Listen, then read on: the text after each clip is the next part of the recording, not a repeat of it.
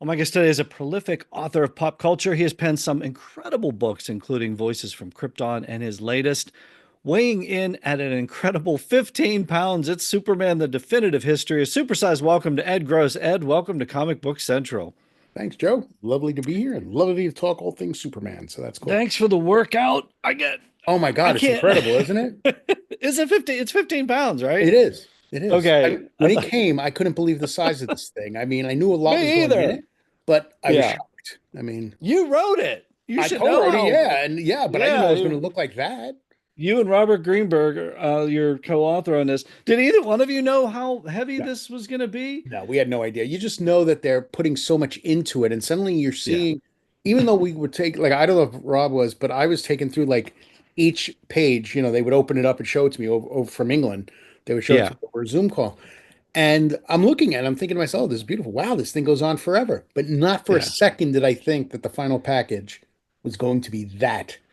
Because you have to understand, I've written books that are like Right. 800 pages. I mean, so I know what an Right. 800 page looks like, but this thing with its oversized and the art and everything just blew me away myself. Did they, and this is from our friends at Insight Editions Publishing, did they know as they were putting this together how unwieldy this thing was going to be? And were they just like, let's make it that? Or were they even surprised by what was going I on? don't think they were surprised. They kind of had a vision for this thing from the beginning that I just wasn't privy to. I didn't I mean, not that they were hiding it from me, but we never had a discussion about it. Right.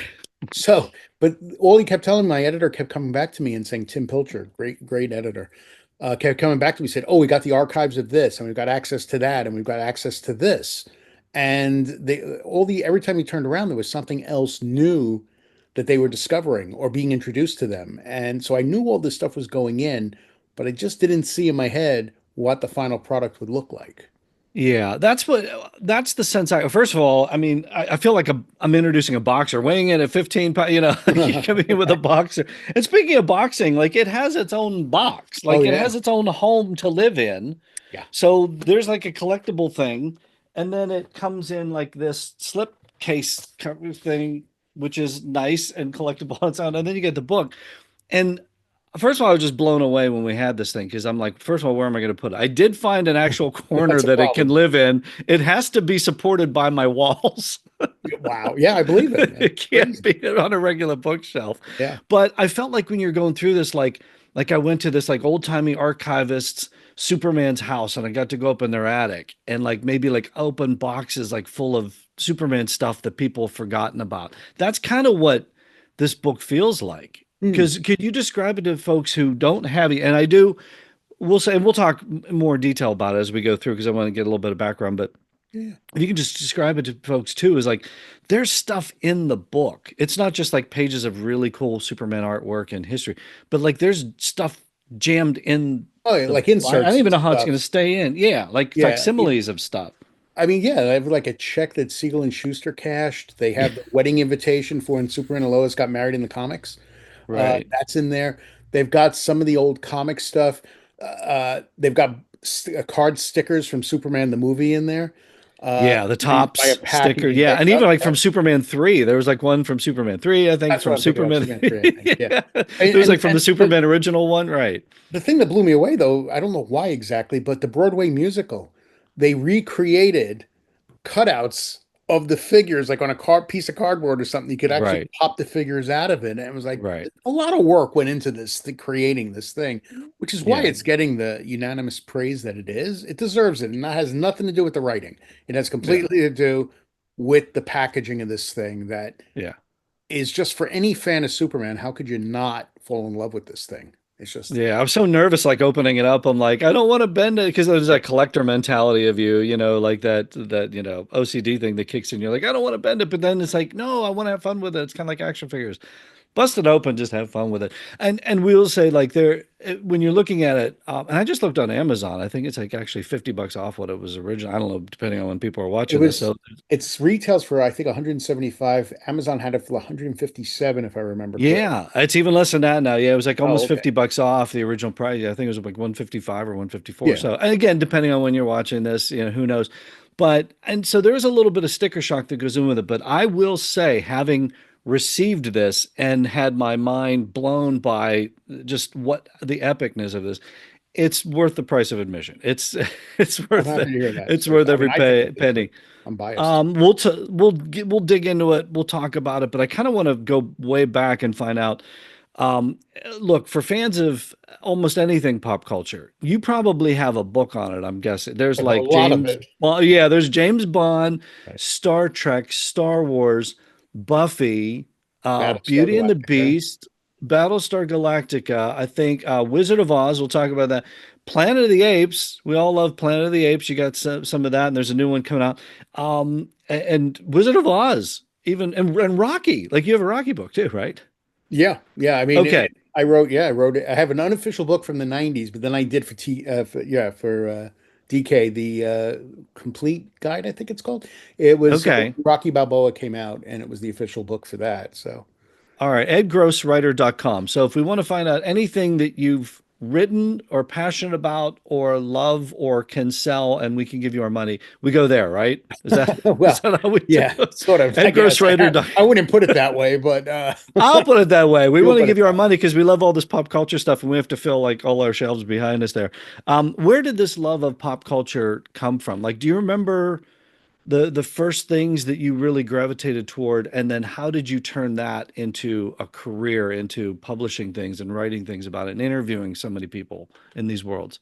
It truthfully, it started, when I was a wee lad in the '60s. Uh, I fell in love with reruns of the George Reeves show.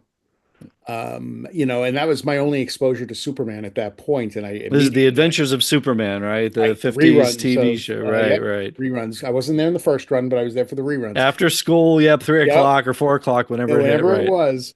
And also, I didn't even know what a comic book was. I thought that when I realized it said at the end, Superman is based on the characters appearing in DC Comics or whatever. My reaction was they make comics based on this TV show. That's amazing. Because my father had one comic book about the history of dogs. He was nuts about dogs. And so I Oh, fell in love with okay. that format also. And then when I found out I combined these two loves, that was incredible, right? And then the next thing was Dark Shadows, the soap opera from the 1960s. Oh, okay. I fell in love with that thing like you wouldn't believe, and I couldn't get enough of it. So I started writing my own terrible little short stories just to add to it. And that just sort of triggered it. And I would just like write reviews, like put together little fanzines just for myself and my parents and show it to them. And when I got to like middle school and stuff, I just started writing about movies because I was always obsessed with movies and TV shows and comic books. These things Okay. from a childhood were the things that I loved. So as time went on, and I went from writing about them in the sense of being an outsider looking in, once I could start interviewing people for these things, it was an incredible opportunity to tap into the things that I loved. When did that happen? Like, do you remember your first paid gig or like how did you launch Yeah, into that? my actually, interestingly enough, in the early '80s, I got two like the first initial things I got. I don't even know if I got paid for this or not, actually. There was a little local TV guide thing for which I got an interview with Jonathan Frid regarding Dark Shadows. So for a time Nice. in the Oh, that '80s, for a kid that was obsessed with that, oh that my had to be God. I mean, this is in the '80s, so I was like in my early 20s. yeah. But I used to, for a while, I was going into the New York, Manhattan, to have breakfast with him on Sundays or lunch with him and go Wow. through his files and pull his archives and stuff and doing that. Okay. So that was amazing. But my first paycheck was for a little magazine called Daredevils. I wrote something about A View to a Kill. It was this publisher called it named published by a guys named Hal and Jack Schuster back in the '80s. Okay. They had a Okay. thing called Pioneer Books that used to do file magazines, which a lot of people from back then are very familiar with. And they published this thing called Daredevils. And I wrote a Okay. story for them. I think I got a check for $15. I was dating Nice. my wife at the time, who we've been married now for nearly 38 years. But at the time, I said, "Look, Congrats. I got a check for, my first check." She goes, "How much is it?" I go, $15. She goes, $15? But I'd never gotten a check before. So for writing, Right. and You're that a all published started. writer. Yeah, you are. Exactly. That's And then I ended up in a you local. can't put a price on that. You can't put a No, and price then on it. Starlog bought one of my things because I had I had found Chris Columbus's phone number in the book because back then you could call information and say, "Hey, do you have this?" Because he had just been doing Gremlins and Young Sherlock Holmes and these different things. Right. And he took my call, and we ended up speaking for like an hour and a half. And I think that was my first sale to Starlog magazine. Wow. So you have like a little recorder, like a little Yeah, teeny I used to recorder have there, and just a put recorder with a suction cup, and you would Uh, stick the suction cup on the receiver, and it was plugged into the recorder. And half the time you got static, right, during it, but you still were able to record it. And for many right, years, I did that, but there was no internet. There was nothing. I mean, right. stories to Starlog, I used to have to mail in, so they could have them in those days. Right. So So, all those things, like when you talk about these books, these pop culture books, and yeah. so you basically, if I'm right, you've over the years just amassed all these interviews, regardless of whatever the recording source was, and you have these all archived, right? You keep your pack right, you keep everything, right? And you were able to just Well, sort of flip those into these little books that look back on the history of whatever franchise, Planet of the Apes or Rocky or whatever it Well, is. the truth is, though, with most of these books, I think it's always the same. The interviews I have in my so-called archives, which, are really a bunch of boxes with cassette tapes, Yeah. but I'll make it But sound did you like put them in plastic tubs like I have and label yeah, them? they're in That's the plastic tubs. I question. Have didn't you? label them, but they're in plastic tubs. See, what happens is when I start a book, I don't like writing too much about stuff I haven't really got sort of a groundwork for because you're really starting from ground zero then. But when I Right. did my first Superman book, Voices from Krypton, which is an oral history of Superman, I first thing I did was go down to my basement and pull up a tub filled with about 50 or 60 cassette tapes that were all those I happened to have separated. Star Trek and Superman, I separated into their own tubs. Yeah. And so I brought this thing with like 60. So I would sit there converting them into MP3s Wow. and getting them transcribed and then having access Tedious, to these interviews. tedious work. It is, but it's worth it because you're getting so many people who are no longer with us. Right. I had that happen with the Star Trek book, especially because everybody was pretty much gone for that. Uh, Right. and I've written a lot about Star Trek over the years too. But when it came to Superman, there were people who weren't with us anymore, like Lee Sholem, who directed Superman and the Mole Men. You The know, first Superman feature film. would you? Oh yeah, exactly. Yeah. And Right. that's what I mean. So it's great. I love to do something I'm passionate about to begin with because that makes the job easier, right? Because it's not a job. Right. They're paying you to write about something you To your love, hobby. You're which paying is your hobby. wonderful. That's right. But then you have all these interviews that nobody else has, so that gives you a groundwork. But from there on each of these books, you then have to take that as the base, but then really go out and do new interviews. So you're not just depending on old stuff where the perspectives were back then, Right. as opposed to what they are now. Right. You And know? that's the way I like how your books are laid out too, is like you have a theme about something, you're focusing on this, and it's these group of individuals commenting on that Yeah, and the how oral it just history. sort of just sort of how it weaves through, and it's brilliant. We mentioned one of them, an original too, Fleischer and the Wonderful Wizard of Oz. I want to talk about that. Kind of talking about Superman a little bit though, right? Because this is sort of like Superman had a Fleischer has his Fleischer was origin. in. Who's Fleischer? Tell us who Fleischer Okay, is. Fleischer is a goofy comedic superhero who, when I first came up with him, he was a complete moron, but he was inspired by Superman. And Fleischer's name comes from the Fleischer shorts, of course, the Max and Dave Fleischer shorts. So I thought Hmm. Fleischer, that's a great name for a These superhero. are for those who haven't seen them, the 1940s cartoons that used to be in the movie theater. Yes, yes, You this can is get them. I think theatrical there's like shorts. 13 of them or something. Yeah, they're amazing looking. So, but yeah, the Fleischer is the who put those out. Okay. So I've been writing comic strips online occasionally. Nothing's ever come of it really, but we have comic books written of Fleischer. We have all kinds of stuff. But then one day I had this crazy idea of taking L. Frank Baum's public domain, The Wonderful Wizard of Oz, the first Oz novel. And I said to myself, what if I take Dorothy out and put Fleischer in and then rewrite the novel as needed to fit Fleischer to make sure the dialogue reflects him, the superheroics are in Right. there a little bit, and all that stuff. And it hasn't gotten much reaction yet, although an Oz historian and Judy Garland historian, the world's foremost, a guy named John Fricke, I was nervous sending it to him, but he loved it. And the Yeah. humor's sophomore, Okay. but it's amazing. It's funny. It's great. And it's Baum's novel. It's just Well, changed. no, you wrote it with a mind of like that you had co-authored it with L. Frank Baum, right? Yes, he Like gets that's co-credit on the cover. that's sort of the conceit of the book. But that's what I was curious about was like, have you heard from fans of the Oz books and fans of the movie, the Judy Garland movie, maybe? Like, have you heard from them? And so you said like, John hey, Fricke's probably the guy gave it who a thumbs don't know up. it very Yeah. well, but yeah, and Okay. He says he loved it. He said it was soft. The humor could be sophomoric, but it was okay Yeah. because It's kind of like a Mad Magazine version, like a little Mad inspired, maybe. not quite as parodied as a Mad Magazine. Okay. That's how Fleischer used to be. He used to be totally a parody of Superman, right? I mean, Okay. we kicked around the idea of him coming from the planet Krypton and all this stuff, but he didn't do it. That's right out of Mad. Yeah, Yes. exactly. And we realized that too. So we didn't do that. And this is more of a, now he's just kind of oblivious. He has no common sense. Uh, Okay. so he causes lots of destruction without meaning to, and he just doesn't even think Yeah. about it. It's a Wow. silly little novel, but it's on Amazon, and I'm proud of it because it's the only work of fiction I've actually written. I So was gonna say, yeah, that's a departure from you. So, yeah. well, look, maybe Fleischer. I haven't gotten all the way through it, but it's like, hopefully when I get to the end, maybe Fleischer gets a brain from the wizard, right? Maybe is that No, I'm sorry, the it Scarecrow's got doesn't. that. Spoiler alert: Scarecrow, and he's got a Scarecrow handle gets on that. that. Sorry. The unofficial oral history of Planet of the Apes. I'm a huge Planet of the Apes fan. Doesn't know. I don't care what it is. I don't care if it's the movies. I don't care if it's the animated series. I don't care if it's the comic books. I don't care if it's the Tim Burton reimagining. I love it. All the new stuff. I'm all in. I'm kind of like you and Superman. It's like, doesn't matter if it's got the S on it, you're following it, right? Oh, I follow the S, as I always say. Now it's become a cliche about me, but I'm the Right. same way with Planet of the Apes. When they announced this new take on that trilogy they were doing, starting with Rise of the Planet of the Apes, Yeah. I didn't have a second's doubt. I'm like, okay, let's see what they do. And luckily, I was very pleasantly surprised. And those things have gone on their fourth movie now at this point. Star Trek reimagined by J.J. Abrams. People freaked out about it. I didn't. I was like, let's see Yeah. what it is. It's cool. And and guess what? If you don't like it, I've got all those Yes. DVDs rather of every Yeah. episode I of Star still Trek got ever all my home produced. media. They don't go That's anywhere. right. So That's I've got right. that. Now Amazon has James Bond. People are freaking out. They've got creative control over James Bond.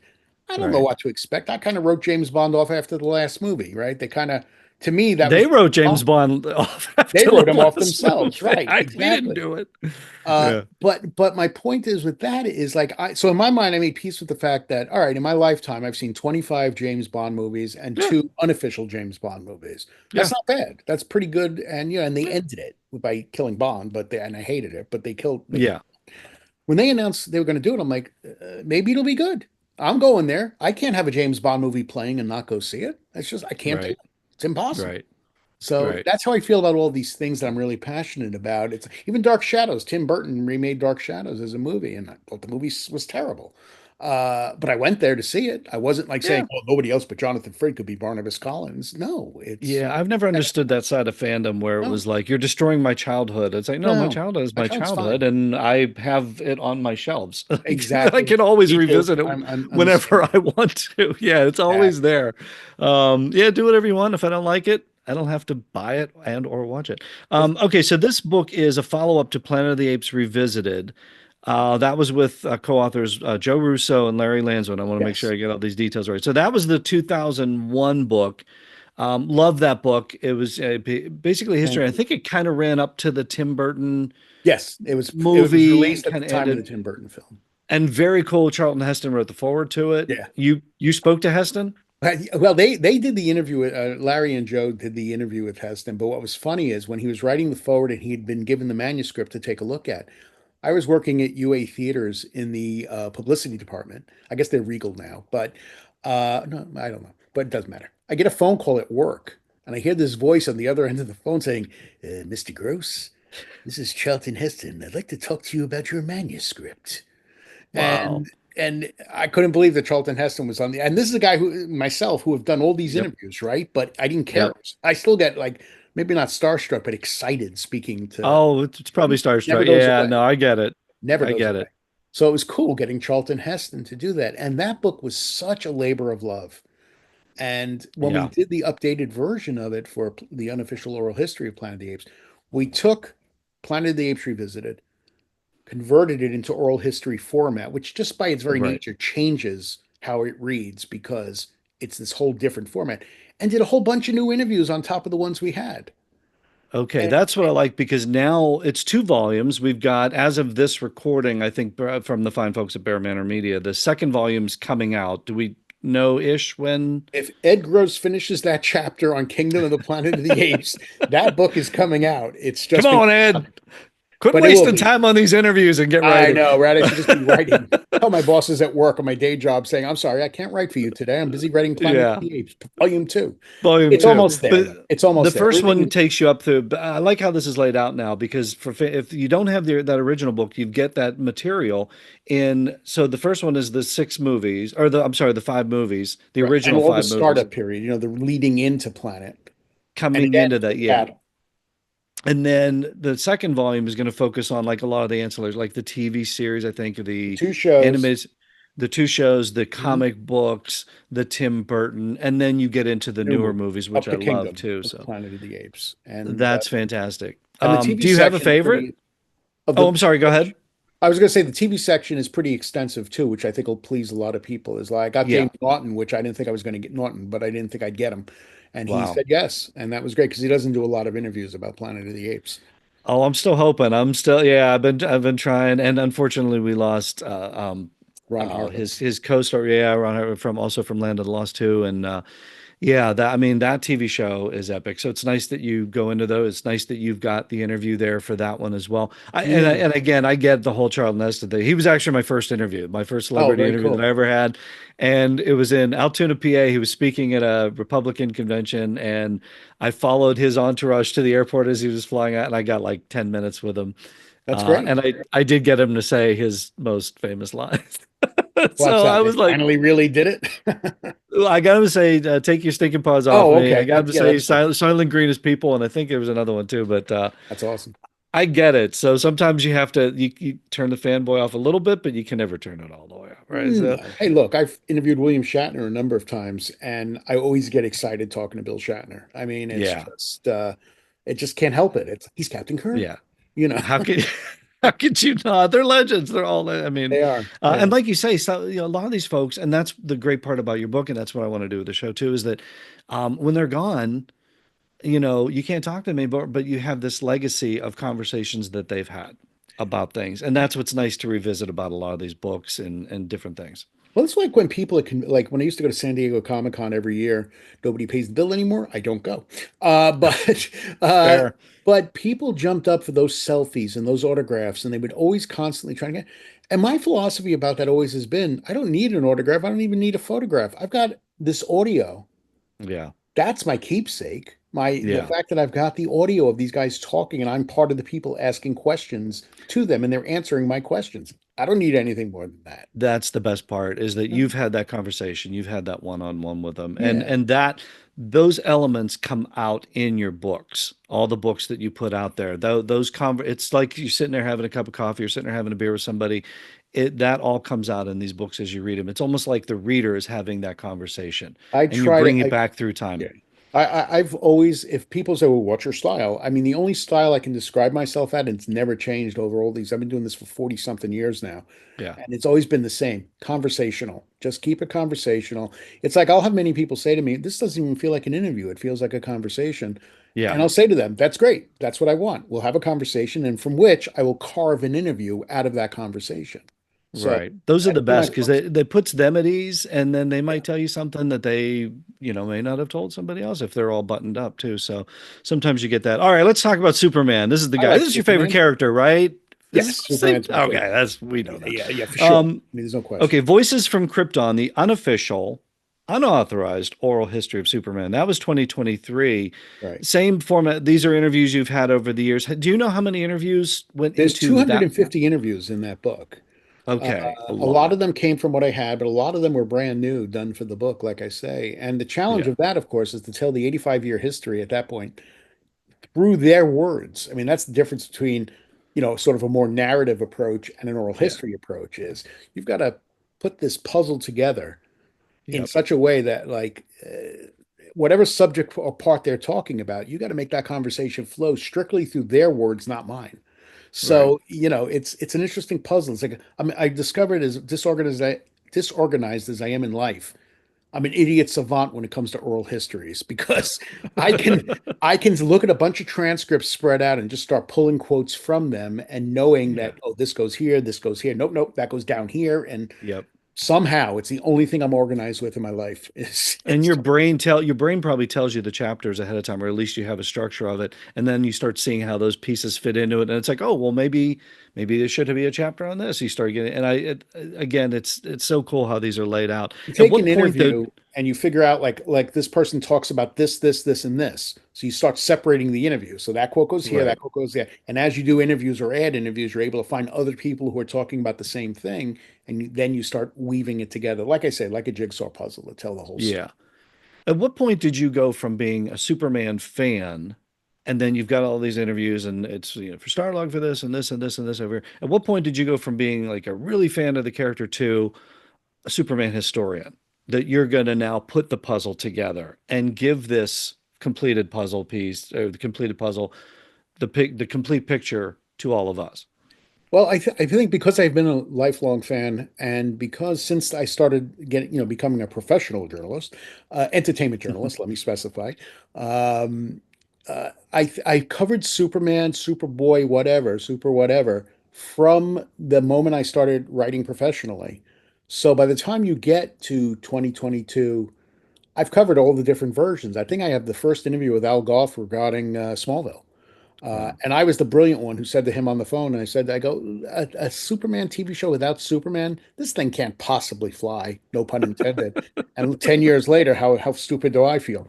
Um, It's a good thing you're documenting it and not creating it. Let's just put it that way. yeah, right, It's exactly. That's because we absolutely never true. would have had Smallville, right?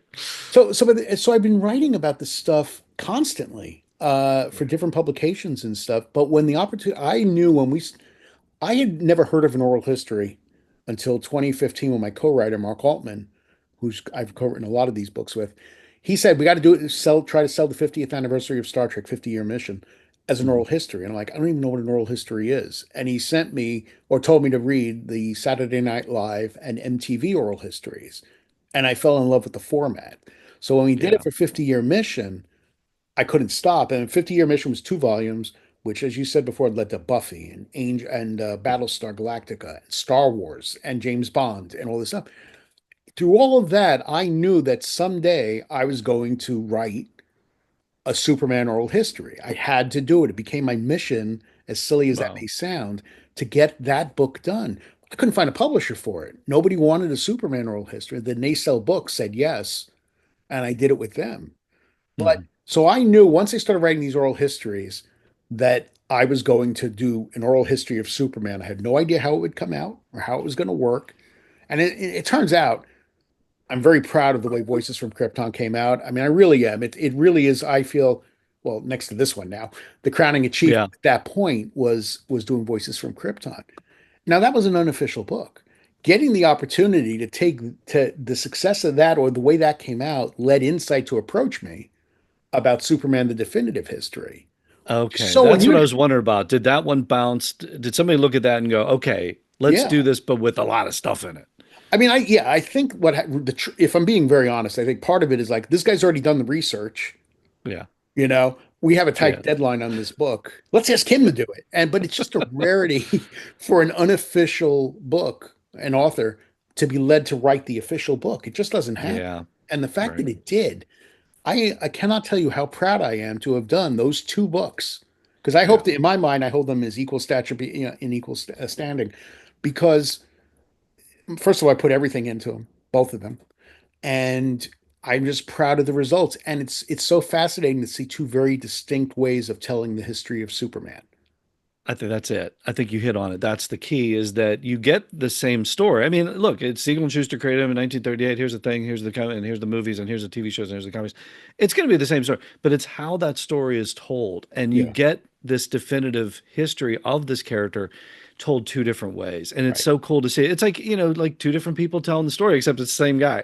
Yeah, So, I mean, but basically, but you got some other hands coming in and help you out. So this is now the official, yes. the authorized, and not just oral history of No, Superman it's and not an oral Superman the history. The definitive second book history. is not an oral history at all. It's Yeah, just no, narrative.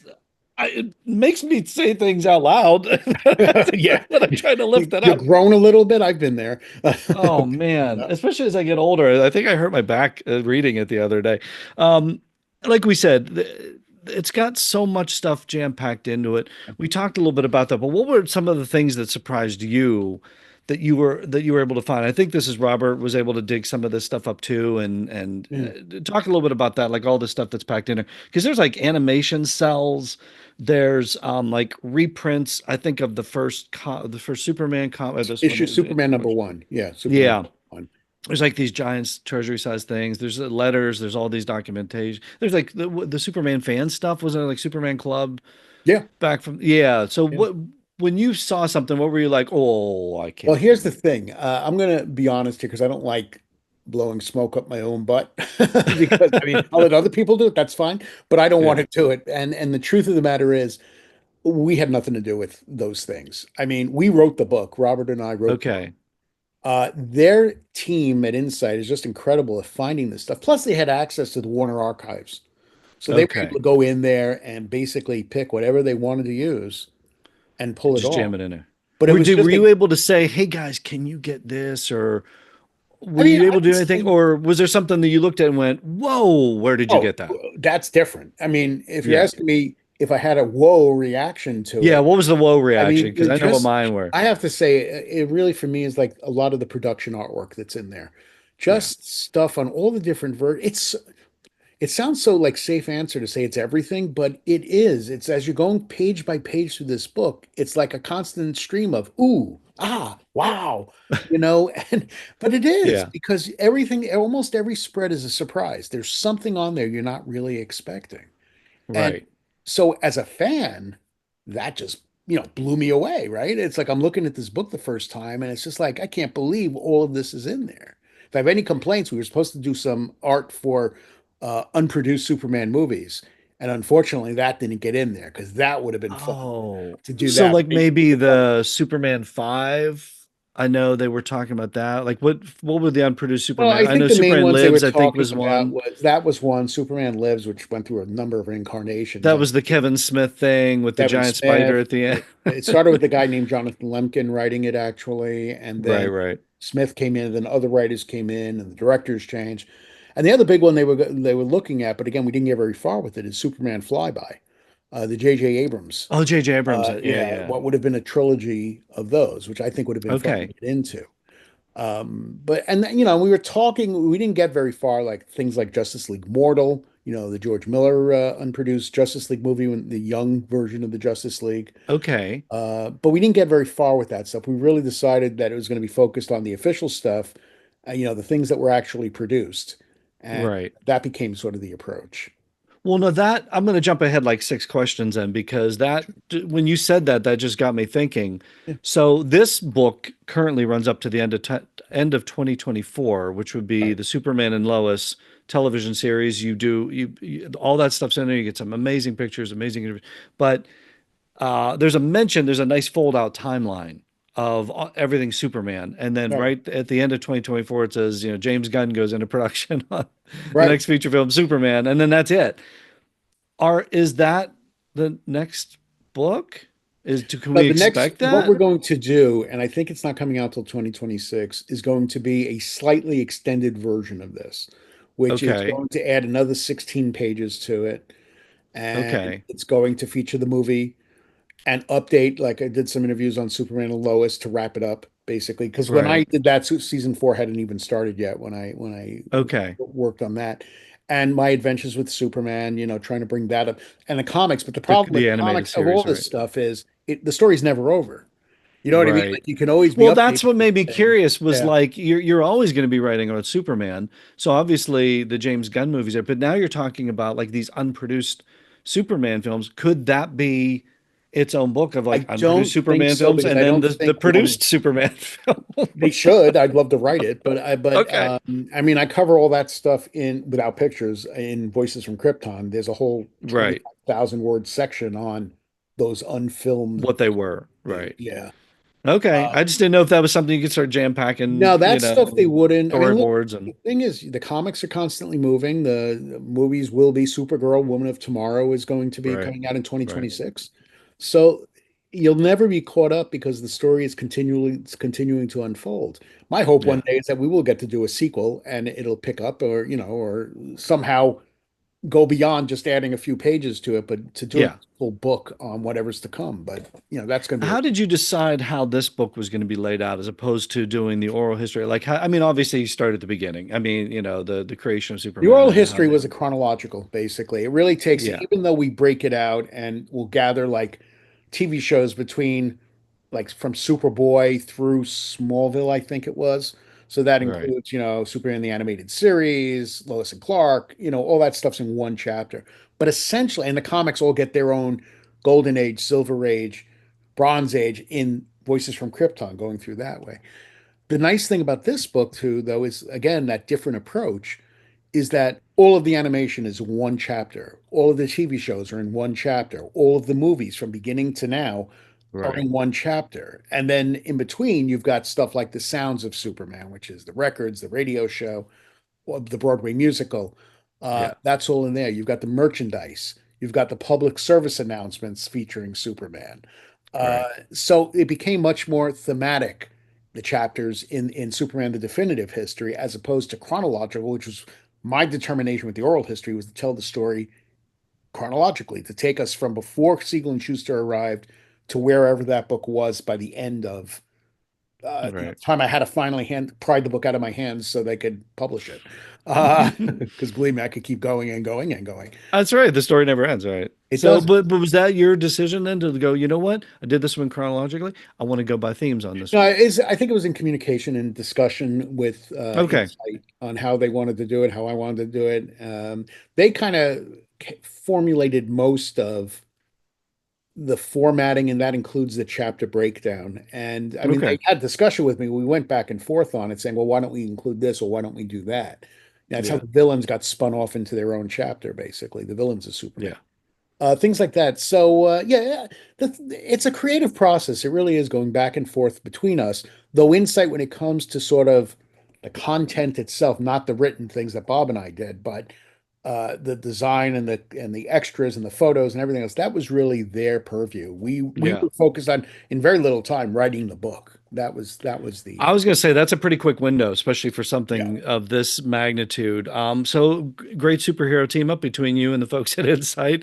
That yeah. was perfect. What are you most proud of when you got this thing and other than finishing it, aside from just Well, putting it to bed and having this out there for people to enjoy, what are you most proud of the book? well, telling the story the way it tells the story. I mean, it's the same way I felt about Voices from Krypton. It's like such an opportunity, and both books had this, is the opportunity is not so much telling the history, but getting the people, so many of the people, not all obviously, but so many of the people that were actually involved in the creation of this legend, whether it was Mark Waid in the comic books or Philip Kennedy Johnson in the comics or Alex Ross in the comics. And we've got a lot of people in there. Yeah. Richard Donner about the movie, whoever it was. The point was getting those people and having the experience of their excitement about being connected with Superman. That was the beauty of it for me, is that you didn't get one person who said this, like, yeah, I did this. Even people who didn't want to talk about it talked about it because they wanted to be a Mhm. part of telling the history of Superman. Yeah. And that to me is what I'm most proud of. It's just wrangling all these voices, whether it's for the oral history or this book, to tell the story and then the finished product, to have that where you can look at it and say, how could you not look at that and not feel pride? Right. I mean, seriously, Right. the accomplishment. So it wasn't so much, oh, thank God it's done. Because, I can't tell you how many people said, I guess you never want to hear the word Superman again. And I was like, what are you nuts? Each time I finished one of these two books, I was like, the first thing I did was Well, celebrate. It was John Williams' theme went cranking up on the stereo. yeah. I'm Yeah. ready to do another one if somebody will Want hire another one? me. Yeah, Yeah, I mean, but that's the passion I think that comes through. It's not just a gig. good. It's your hobby. It's something that's been with you forever since day one Yeah, that you're now able to share with everybody, and we appreciate it. So it's unbelievable. thank you. Well, we mentioned the new movie's coming out, so I'm Yeah, guessing you're stoked for it. I'm guessing you're living like we are, us fanboys and girls, of just trying to wait for that next trailer to come out. What what is it that you want to see? I know you've talked about this in other interviews, how, the Cavill stuff's good, the Snyder stuff's good, but there's it just is. such a darkness to it. And I Yeah, think a that's lot of the us point. felt that way. I know Ilya Salkind has mentioned that it was too much like Batman. Um, there felt like a weight, just even visually. I think the film itself seemed darker to me. It always seemed darker. Well, they Um, were. They were. well, yeah. What do you want to see in and I know, look, I get it. Christopher Reeves, the gold standard, I think for many of us, Sure. you're never going to emulate that. I think they tried to emulate that with Superman Returns, which I thought was a really good film. I thought Brandon Routh was incredible in it. Oh, Rhino was fantastic. Yeah, Yeah, but it was almost too slavish, I think, to the Donner. It almost totally like, was. yeah, and it just something, and I think you've said this before too. It's like we don't need Lex Luthor in every film, but he's in the new one. We know he is. Yeah. But what are you excited about for the new film and what you've seen, and what do you want to see in the new film Well, I'm excited just the fact and that it here? was. Oh, you know what I want to hear, and I've heard it. I mean, the I trailer had know. John Williams. Look, I've said this on other interviews too, but to me, the John Williams theme is the equivalent of the James Bond theme. Doesn't matter who's playing Bond, doesn't matter what, that theme should pop in every now. It doesn't have to be the main Yep. thing with the titles going the same way. Nothing like in Superman Returns. But Right. the way that James Gunn used it in the trailer was great. I was thrilled just to hear it in that form. It didn't have to Yeah. sound like John Williams. It just, I mean, it didn't, yeah, like he's orchestrating it. It could be the way they did it in the trailer, and it was great. Because I do think that that is every now and then in this movie, I want to hear bomb, ba ba ba bomb, and then just move on to something else. I don't care. Just give me The that taste. heroic element. Like when Yeah, just give Indiana me that Jones does it, taste you don't have an Indiana Jones theme the whole way through, but when James Bond and Indiana Jones do something, that you you hear get a the little theme. hit of it. Yeah, I agree. Exactly. And in this, and Bond had, no matter who's playing them, that's what they did. And I think they should do Yep. the same thing here. It's not, look, I don't want it to go back to the lightness of Christopher Reeve's films because that was the time and that was okay. Mhm. And it worked great and all, but we do live in an era where a little bit grittier, as long as Superman is the bright center in that grid.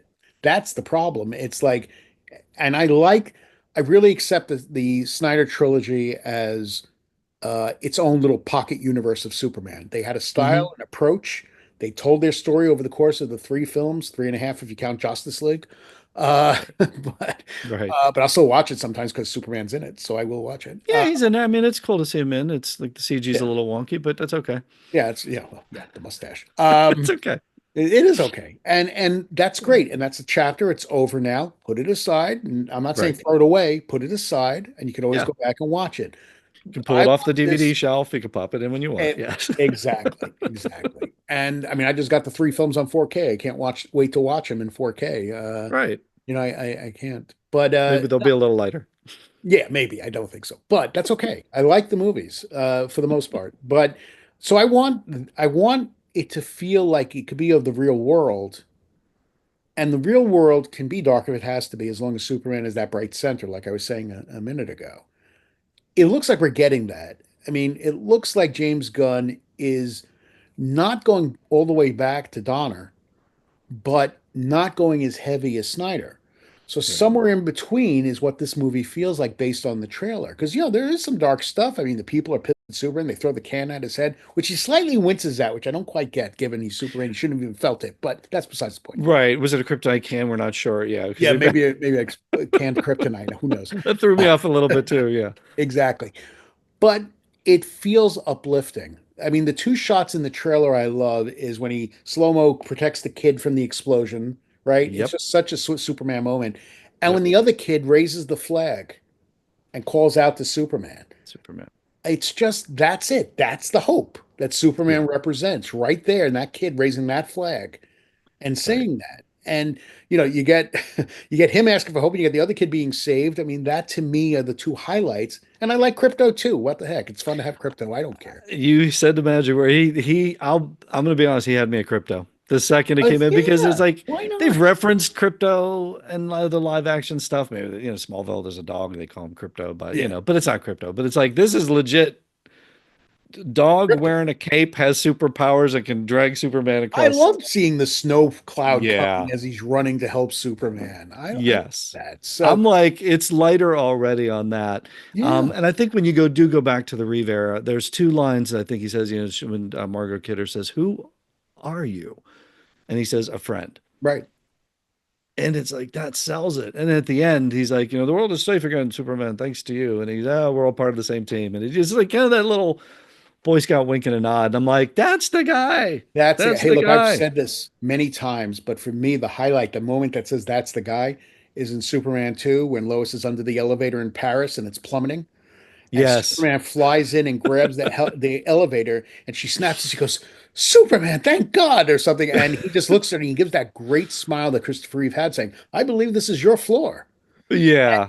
And he nails it in that moment to me. That is Superman right Yeah. there. That smile while doing a superheroic It's action. almost that little wink to the camera that George Reeves used to do, Yeah. like at the end of the show, like, well, Lois, and he kind of, it was almost like only those two guys could pull that I off. mean, at the end, when every movie, right, where he lift up in space and look at the camera, smile at us, and Breaks then the keep fourth wall. going. It totally, and it was great. It was Yeah. wonderful to see. I So think I we all think, kind of want a little bit of that. I think and I we think we're do. getting some of that without it being, again, an imitation of what came before. Yeah. And I think the big thing for me in my mind is when people say, "I don't know, there's too many characters, this and that." James Gunn, Guardians of the Galaxy, which I happen to like, by the way. Hmm. Um, my feeling is he is very much aware of how much is riding on this movie. Oh, If yeah. this movie doesn't deliver, this entire DC thing goes down the tubes in the sense of people will not have, they're willing to come back and give it another shot, I bet. But if they blow it with this first movie, they're not going to Right. be so willing to come back and see the next movie, Supergirl or whatever it No. may be. And you're not going to be able to have a $500 million budget, including marketing, and expect it to make money. No, You're going to have to be it's looking at just not. streamers. So there's a lot riding on it, but let's have hope. Well, Oh, Superman, I it's have hope. hope. It's No, all about no. hope, And I right? have total hope that because I think he and Peter Safran recognize what this movie needs, what it Yeah. depends, what it represents basically, not just to us as fans, but for Warner Brothers as a corporate entity, how much this movie has to work because everything's Yeah. riding on it. So that Agreed. fills me with faith that it's going to be good. And we want you to get another book out of it too. So Oh, that's please, so please, I I must. want my bookshelf to break. I want it to Hey, just snap in half from all your books here. What is next for you? Is there a subject you haven't tackled yet that you want to tackle? That not necessarily that you're announcing anything, but is there a franchise or is there something out there that you'd be like, oh, I want to dig into that? I mean, Spider-Man, I wrote one book on Spider-Man, which frankly wasn't very good back in 2002. It just wasn't. It's like it was put together okay. Some of the sections are really good, but some of the sections are really fluffy, and I'm not proud of that. Okay. Spider-Man is the only, when I was growing up, all my comics in my collection were anything with the S on it. Lois Lane, Jimmy Olsen, adventure, action, whatever. The only Marvel comic I ever read back then was Spider-Man. I Yeah. love Spider-Man. And so Spider-Man's something I would love to get involved with and do a book on at some point. Okay. Take another swing at him. That's Yeah. Take another I swing would on the web. another swing. I see what you did there. All Uh right. but That's and why they pay me the big bucks. that's right. And an oral history of Dark Shadows I'd like to do also. Okay. That would make me happy. So there are some things that I'm sort of developing. I have some small ideas that I want to do, like a book on V, the miniseries V. Oh I've been a fan yeah. of that since it premiered in '83, and I'm kind of friends with Ken Johnson. So Yeah. I've got his blessing to do the book. And the one that I'm Great. dying to do, and I am doing, is back in 1990, I wrote a book about a TV show called Wise Guy. It was Ken Wall as an undercover agent named Vinny Terranova. And that book only covered the first two seasons, and there were three really Okay. with Ken Wall. And that's a book I am actively redoing and expanding because I had so many interviews in the can that didn't see print. Okay. That's a dream project of mine also because Wise Guy So remains like one of my favorite shows ever. So, okay, so there's a lot going on, and we know that the Planet of the Apes Volume volume 2, two. that's next one out. Yes, EdGrossWriter.com. That's the website. That's where we that want to is. go. You get everything there. Superman, the definitive history. Yes, you will get a workout. You groan I every time you pick it up. I do. Listen, I'm old and my back So am hurts I. and things hurt all No, the I know. time. Believe But I me. enjoy lifting giant coffee table sized books. Ed, thank you for this book. Thank you for the history. Thank you for everything you bring to us on all these pop culture franchises. Thank you. And thank you so much for joining me on Comic Book Central. It's all my pleasure doing the books, talking to you. I love it all. It's like the excitement for this never goes away for me. So thank you. Thank you.